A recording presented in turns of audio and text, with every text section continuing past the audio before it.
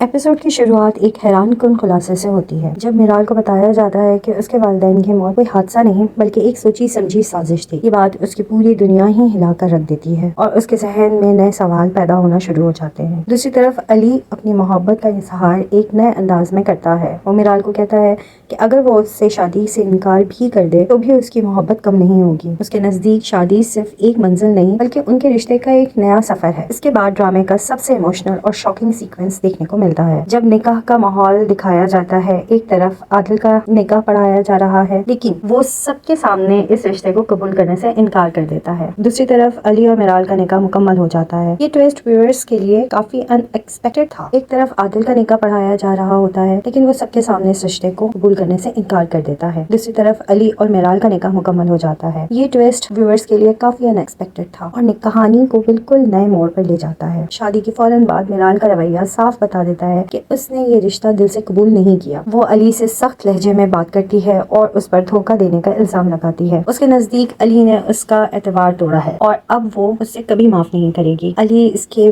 برعکس ہر موقع پر میرال کو سمجھانے کی کوشش کرتا ہے۔ وہ کہتا ہے کہ ان کے درمیان جو بھی غلط فہمیاں ہیں وہ ایک دن ضرور دور ہو جائیں گی۔ علی کا یقین ہے کہ سچ ایک نہ ایک دن سب کے سامنے آ جائے گا۔ اس گفتگو میں یہ پیغام دیا گیا ہے جس طرح چاند اپنی روشنی خود پیدا نہیں کرتا لیکن پھر بھی اس کی اہمیت کم نہیں ہوتی۔ اس گفتگو میں یہ پیغام دیا گیا ہے کہ جس طرح چاند اپنی روشنی خود پیدا نہیں کرتا لیکن پھر بھی اس کی اہمیت کم نہیں ہوتی، بالکل اسی طرح کسی شخص کی اصل قیمت اس کے سچ اور نیت سے ہوتی ہے نہ کہ لوگوں کی غلط فہمیوں سے۔ شادی کے بعد گھر کا ماحول بھی کافی ٹینس نظر آتا ہے۔ میرال اپنا کمرہ بدلنے اور گھر کے سرونٹس کو اپنی بات ماننے کا حکم دیتی ہے۔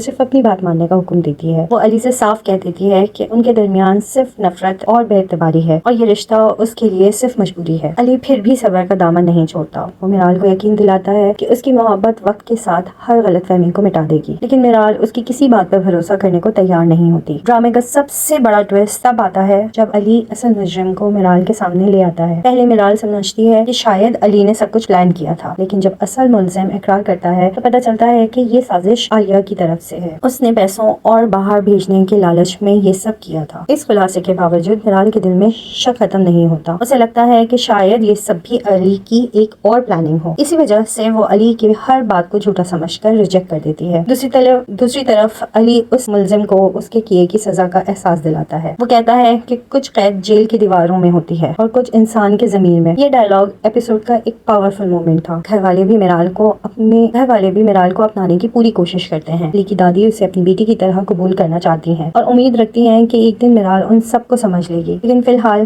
میرال کے دل میں صرف غصہ اور نفرت ہے۔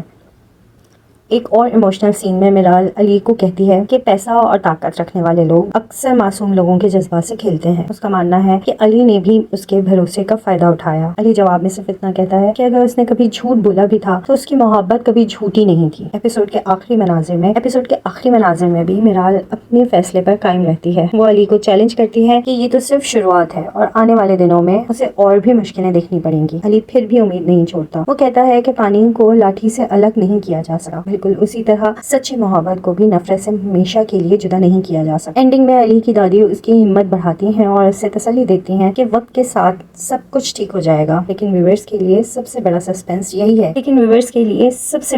یہی ہے کہ کیا میرال کبھی علی پر بھروسہ کر پائے گی یا پھر ان کے درمیان یہ فاصلے اور بھی بڑھ جائیں گے۔ آپ کو کیا لگتا ہے، کیا میرال کبھی علی کی بات پر یقین کرے گی؟ کیا عالیہ کا سر سب کے سامنے آ جائے گا اور کیا علی اپنی محبت کو بچا پائے گا؟ اپنی پریڈکشن کامنٹ سیکشن میں ضرور شیئر کریں۔ ویڈیو پسند آئے تو لائک کریں، شیئر کریں اور چینل کو سبسکرائب کر کے بیل آئیکن ضرور پریس کریں۔